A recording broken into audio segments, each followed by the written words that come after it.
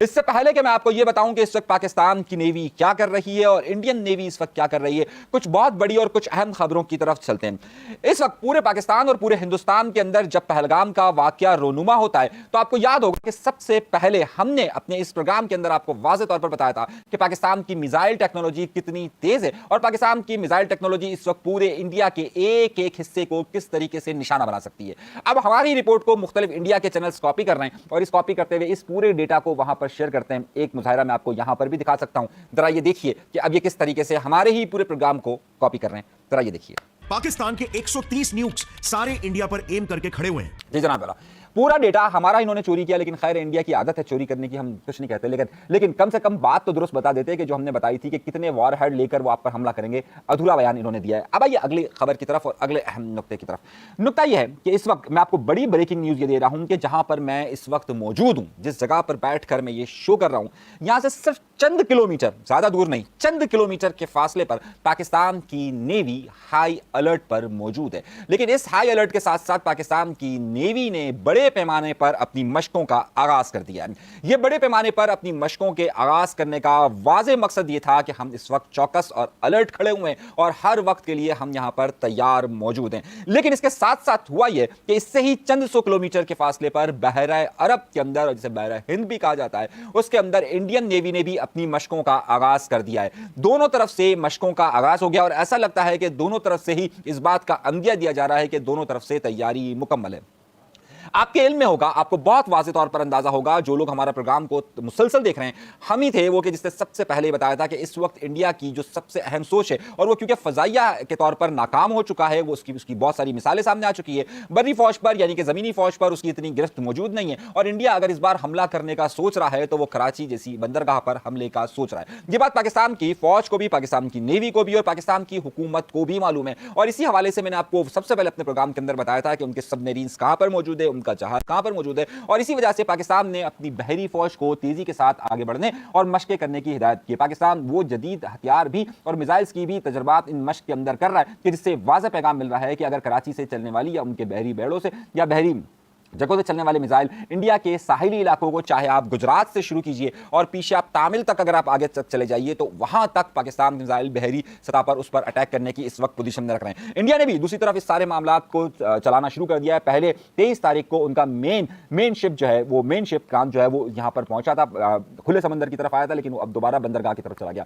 Submarine उन्होंने वहीं पर रखी हुई है और आइंदा दिनों के अंदर इतलात ये मिल रही है कि वो इस तरफ से कोई अटैक कर सकता है। दूसरी तरफ जो है, वो जो नायब सेकंड चीफ एयर मार्शल थे इंडिया के फौज के, उनको एकदम से छुट्टी पर भेज दिया गया है और उसकी सबसे बड़ी वजह ये बताई जा रही है कि वो इस वक्त मोदी की जहरियत के साथ, मोदी जिस मूड में नजर आता है और उसे तबाहकुन करार दे रहे थे, जिसकी वजह से उनके नायब चीफ ऑफ एयर मार्शल है, उनको जो है अपने ओहदे से हटा दिया गया। ये दो बड़ी खबरें मैं आपको खास तौर पर उस जगह से बता रहा हूं कि जो सारा सिलसिला चल रहा है। तीसरी पोजीशन ये कि इस वक्त आपने एक बयान देखा होगा, ये साहब हैं सुनील शेट्टी साहब, इन्होंने बड़ी फिल्में बनाई है पाकिस्तान के खिलाफ और ये आपको पता है, अकेला आते थे और पता नहीं कहां इनके फिल्मों के क्लिप्स आप देखें तो क्या क्या करते थे।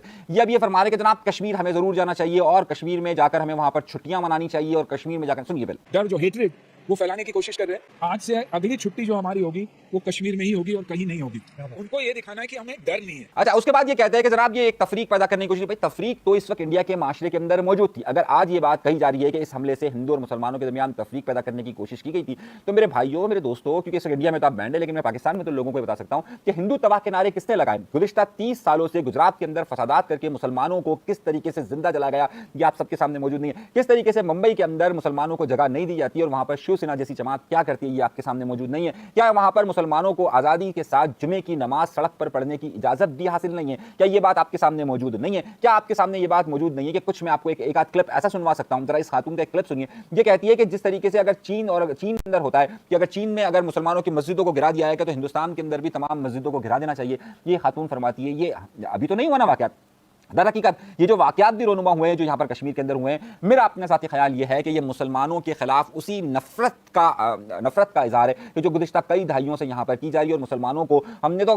खास तौर पर यही बात की, हमें तो मालूम था कि वहाँ पर हिंदू सोच क्या मौजूद है, इसीलिए तो पाकिस्तान की जद्दोजहद की थी और पाकिस्तान को हासिल किया था। खास तौर पर हम वो लोग हैं कि जो महाजिर कहलाते हैं और जो लोग वहाँ से आए तो उन्हें तो ये मालूम था कि हिंदू तबाह की सोच क्या है और उसी हिंदू तबाह की सोच के लिए अलहदा रियासत का तस्वुर दिया था और हम ही लोग थे कि जिन्होंने वहाँ पर मुकाबला किया और मुकाबला करते करते करते करते अपने लाखों लोगों की जानों का नजराना भी दिया। हमसे पूछा जाए कि आज़ादी क्या होती है और क्यों आज़ादी ली गई और क्यों उस सोच के सामने मुकाबला किया गया जहां पर आज मुसलमान मजबूर होकर इस हद तक पहुंच चुके हैं कि वो इस हिंदू तवा की सोच के खिलाफ हथियार उठाने पर हैं। तो दर हकीकत तो सुनील शेट्टी साहब को चाहिए था कि पहले जाकर ये देखते कि आखिर फिल्मों में तो बताते रहते हैं, जरा सा जाकर ये देखते कि किस तरीके से वहां का माशरा तकसीम है और किस तरीके से कौन सा सुलूक वहां पर मुसलमानों के साथ किया जाता है, किस तरीके से मुसलमान लड़कियों के सरों से हिजाब उतारा जा रहा है। ये आज का वाकया तो नहीं, गुजरात का वाकया क्या आज का वाकया है। और गुजरात के वाकये से लेकर गुज़िश्ता 30 सालों की अगर आप सियासत का अंदाजा कीजिए तो आपको अंदाजा होगा कि मुसलमानों के लिए वो जगह दिन ब दिन तंग कर दिया रही। और इस सूरत हाल में सिर्फ ये फ्रस्ट्रेशन वहां से नहीं उठी है। आपको मैं कुछ भी नहीं कह सकता कि ना जाने अब इसका असर कहां और किस किस तरीके से आएगा,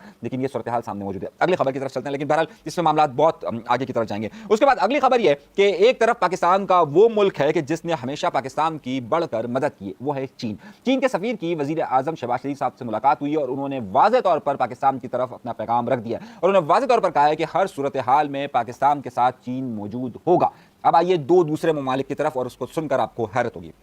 दूसरा मामला है अफगान तालिबान का। तालिबान की हुकूमत इस वक्त अफगानिस्तान में मौजूद है और उन्होंने एक बार फिर वही किया जो वो हमेशा करते हुए आ रहे हैं। इन्होंने पाकिस्तान की तरफ अपना पाकिस्तान की मुकम्मल और गैर मशरूत हिमायत करने की बजाय इन्होंने दोनों स्टेटमेंट क्या दिया है, जरा सुनिए कि दोनों ममालिक के साथ हम मौजूद हैं। ये तो बात नहीं हुई ना। अफगान तालिबान या अफगानिस्तान को जब जरूरत पड़ी, सोवियत के खिलाफ अगर जरूरत पड़ी तो पाकिस्तान का एक एक शख्स वहां जाकर कई वहां पर जहाद किया। पाकिस्तान ने जितनी कुर्बानियां अफगानिस्तान के लिए दी उसकी मिसाल आपको दुनिया में नहीं मिलेगी। लेकिन आज अफगानिस्तान पाकिस्तान के लिए मुकम्मल हिमायत का ऐलान करने की बजाय ये कहता है जनाब दोनों बराबर। इसका मतलब तो वाज़ेह तौर पर ये हो गया ना कि अगर वो चीन की तरह मुल्क होता और वो याद रखता कि चीन और पाकिस्तान के ताल्लुकात किस हद पर पहुंचे और जिस तरीके से चीन ने पाकिस्तान की सपोर्ट की उस तरीके से ये अफगान तालिबान पाकिस्तान की हिमायत करते। अब अगर अफगानियों को यहां से निकालने की बात होती है तो फौरन कुछ लोग खड़े होकर चैंपियन इंसानी हुकूक के बन जाते हैं। वो जाकर उस अफगान तालिबान हुकूमत को ये बात नहीं बताते कि जनाब मुश्किल वक्त में आप हमारी तरफ देखते हैं, मुश्किल वक्त में आपको हमारे साथ की जरूरत पड़ती है। और जब मुश्किल वक्त गुजर जाते हैं और पाकिस्तान जब कभी भी किसी भी इम्तिहान में रहा, आपको मालूम है कि करारदाद जब पाकिस्तान का कयाम अमल में आता है तो उस वक्त अगर अक़वाम मुत्तहिदा के अंदर किसी मुल्क ने अगर पाकिस्तान की मुखालफत की है तो वो कोई और नहीं था, वो ये अफगानिस्तान ही था। याद है आपको? और आज भी उसने यही किया और अपना पलड़ा इंडिया की तरफ रख दिया। आपको याद होगा कि 1965 की जंग के अंदर भी उसने कुछ ऐसा ही किया था। आपको याद होगा कि 1971 में तो जब रूस वहां पर आ चुका था तब भी उन्होंने यही किया था। हमेशा से यही होता रहा कि अगर आप उनकी मिसाल दे तो वो ऐसे ही होती है। दूसरी तरफ अमेरिका ने दोनों जानिब दोनों मुल्कों को फोन किया है, दोनों जगहों पर एक सी बात कही है और दोनों जगहों पर यह बात कही है कि जनाब इसकी तहकीकात होनी चाहिए। अमेरिका क्या इस मामले के अंदर कूद रहा है और अमेरिका क्या किसी सालसी का किरदार अदा करेगा? अब इसका इशारा आपको किसी और तरफ से मिलता है। मोदी ने आज जब पूरी तरफ जंग के तबल बज रहे हैं, मोदी के लोग वहां पर जंग और जदल की बातें कर रहे हैं, मोदी जो है वो एक सेमिनार के अंदर पहुंचते और वहां पर उन्होंने पहलगाम का और दहशतगर्दी का कोई और ना पाकिस्तान का कोई जिक्र किया। वो तो वहां पर आर्ट और कल्चर की बातें करते रहे। दर हकीकत तो ये पैगाम देते रहे कि मैं तो बहुत शांत हूं। वो शांत नहीं है, वो शांत नहीं है। अब उसको जवाब देना है और जब जवाब देना है तो उसके पूछा जाएगा। और हम तो ये कह रहे हैं हम देख लेंगे। हमने तो अपने आज के बाद हम इंडिया पे जब कभी भी बात करेंगे हमने उनको वाज़ेह तौर पर ये मैसेज दे देंगे, हम देख लेंगे और हम देख लेंगे। हमें मालूम है कि किस तरह देखना है। हमारे यहाँ पर बड़ा मशहूर जुमला है ना, हाँ देख लेंगे। हाँ तो अब देख लेंगे हम। जब भी इंडिया कुछ करने की कोशिश करेगा या हम कुछ भी तरह से आगे मामला आए तो देख लेंगे। हमने पहले भी देखा है। हमने तो 1947 हमने तो वो माशरा वो सोसाइटी हमने 1947 से पहले भी देखी हुई है और हमने हर लम्हे देखी हुई है कि तुम्हारी सोच क्या है, तुम्हारा मामला क्या है। तो देख लेंगे ही हमारा आज से कश्मीर पर और इस पूरे मामले पर होगा कि जो कुछ भी होगा देख लेंगे और हम आपको दिखा भी देंगे कि आपकी हकीकत क्या है और कहां पर आकर आप रुके हुए हैं। ये थी अब तक की बड़ी बड़ी खबरें।